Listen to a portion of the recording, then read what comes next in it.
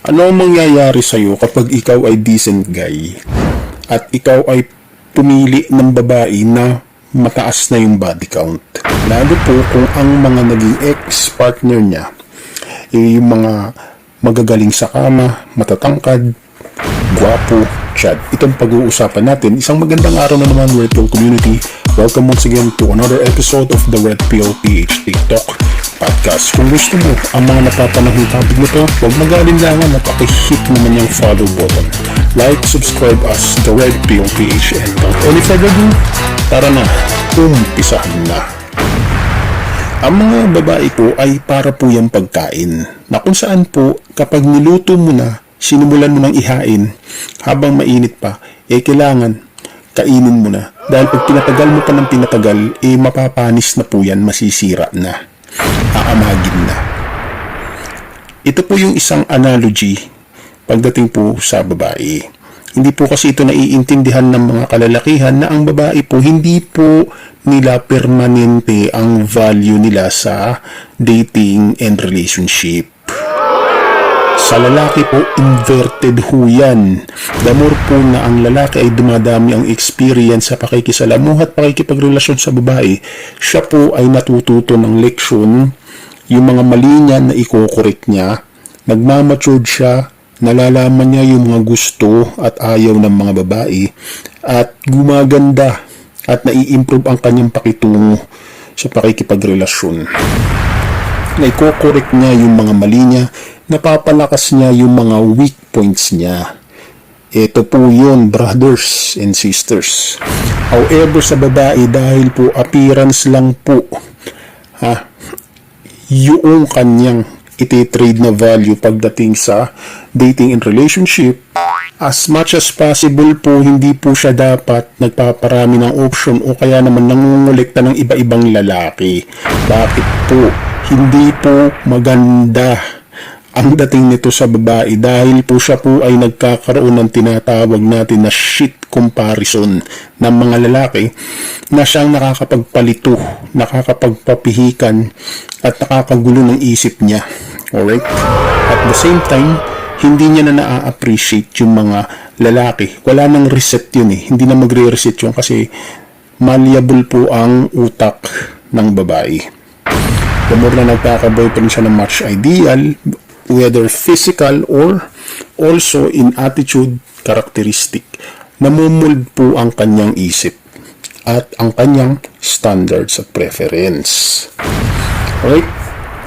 Now, ang pinaka-main topic po natin dito, pag ikaw po ay isang disenteng lalaki, disente na naghahanap po ng long-term and stable relationship that can lead into marriage, hindi mo dapat basta-basta madaliin.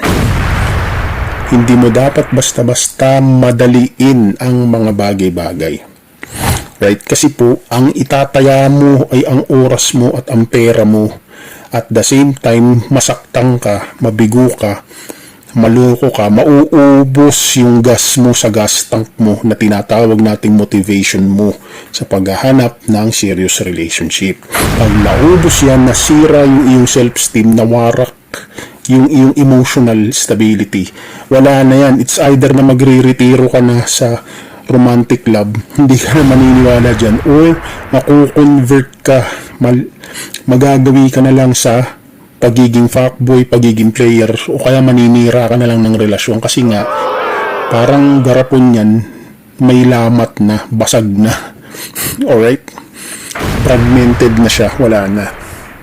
Now, kung disente kang lalaki, magmamadali ka ba para lang may magkaroon ka ng partner? Hindi ho. Bakit po? Malleable po ang babae. So, meaning po, kapag siya po ay marami ng mga naging ex-relationship na ito po yung mga matatangkad, gwapo, magagaling sa kama, at tumaas na yung body count niya, hindi na niya ma-appreciate yung medyo hindi pa experience na lalaki sa kama, medyo kulang ng lambing, kasi nga ikukumpara kanyaan sa isip niya doon sa mga past ex-boyfriend o kung siya'y kasal, ex-husband niya. Ako ilang beses man niyang kinasal. Hindi po nagre-reset ang standard ng babae. Hindi po yan kagaya sa lalaki na the more na, Pag nag-break up, nabigo ang lalaki, ini-improve niya yung kanyang sarili at ang yung kanyang status, di ba? Tumataas yung value niya. Sa babae, iba ho. Hindi na ho niya kayang mag-commit ng stable kapag marami na siyang mga naging past relationship. Iba pa dyan yung mga sex partners niya. May pag-aaral po na ginawa dito ang Hutchinson Research Center na tinelekas pa po sa YouTube channel ng The Red Pill PH. Ang tawag po dito ay female promiscuity. Bakit po? Yung synaptic map ng isip ng babae, kapag papalit-palit siya ng lalaki, yun po ay nakukonvert sa short-term companionship na lang kasi papalit-palit na siya ng lalaki. Kaya mapapansin po ninyo yung mga babaeng napipili ninyo na marami ng mga naging past relationship. Hindi na yung iba, hindi na na-appreciate yung mga merong ka. Right? Kasi nga, ang ini-expect niya na yung kapareho ng past na mga partners niya na characteristics at yung mga preference na gusto niya doon. The more na maraming past na mga lalaki ang babae, mas magulo na ang isip niyan. Wala na siyang kontentuhan. Hindi po nagre-reset ang preference at standards ng babae. Kaya po kinukumpara ko siya sa pagkain na kapag niluto mo na, sinumulan mo na ihain, habang mainit pa, kainin mo na. So pag tumatagal-tagal yan, mapapanis na yan, nasisira na yan, aamagin na yan. Ngayon, kung decent relationship ang hanap mo, kung ikaw ay active red pillar, hindi ka migtaw, huwag mong ubusin yung gas mo sa mga maling tao, yung sa mga mabababa ng sexual market value. Remember po, kahit po nasa prime ang babae, kapag yan po ay may mga alpha widow syndrome na, marami ng mga past ex-boyfriend, marami na rin karanasan sa kama, marami nang tumira sa kanya ng mga iba-ibang mga boyfriend. May mga confident na boyfriend, may mga socially successful, may matataas ang status. Tapos, hindi mo kapantay yung mga boyfriend na yun ng mga ex niya. Patay kang bata ka. The moment na ma-trace ng isip niya na medyo mas mababa ka dun sa mga naging ex niya, hindi ka na niya ma-appreciate kahit sa kama. Kapag hindi nasanay siya sa ganong klaseng satisfaction ng sex life sa mga boyfriend niya na ex niya, tapos ikaw hindi ka ganong ka-skilled, madali siya mabuboring, hindi siya mag-i-enjoy. Sinasabi ko na ho sa inyo yan. Bakit? Hindi ho nagre-reset ang standard ng babae. Remember po, red pill lesson po, hindi nakikipagrelasyon ang babae para pagmalasakitan ka. Nakikipagrelasyon at sumasampa sa relasyon ang babae para sa sarili ng standards, hindi para pagmalasakitan ka. Ang lalaki lang po ang nag-volunteer unconditionally na magmalasakit sa babae. Sa babae po, hindi po yan ang reason niya. Dahil kung yan ang reason niya, hindi po niya kailangan sunurin yung chivalry style at pairalin yung pride niya na antayin yung lalaki na ligawan siya.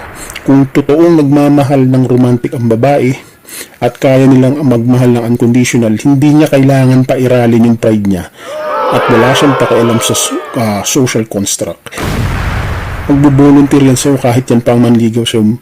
Kapag nawalan ka ng trabaho, kung mahal ka niyang gagastusan ka niya. Pero hindi po gagawin ng babae yan. Bakit? Mas mahal ng babae ang pride niya. Right? So sana po naiintindihan niyo yun para alam niyo kung ano yung pinapasok po ninyo. Na walang romantic love na papanood lang po ninyo yan sa romantic movies at love song. Bakit may mga romantic movies at love song? Brainwashing po yan ng society para sintahin at luhuran ang mga babae. Para brainwashin ang mga lalaki na mag-simp at maglingkod sa babae na kalimutan ang kanilang sarili, pang sa gayon, hindi maubusan yung babae ng mga option. So, nagpo-produce ang society ng mga beta males, ng mga nice guy, para gamitin ng mga babae sa pansarili nilang, whether yan man ay emotional tampon, taga-sustento, di ba? Taga-salo ng single mother. Tapos, hindi lang lahat relationship material. Yung iba dyan, yan ang mga purpose ng mga lalaki. Taga-gastos, taga-salo ng anak ng single mom. Okay?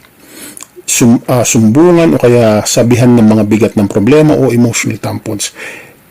Kukunti lang yung demographic profile ng lalaki na pang boyfriend and husband material. Ito po yung mga ideal sa kanila na pinagpasapasahan din ng mga babae. Kaya sinasabi ng babaero, pero Ang totoo, yung mga ideal male na yun, pinagsasalu-saluhan lang ng lalaki.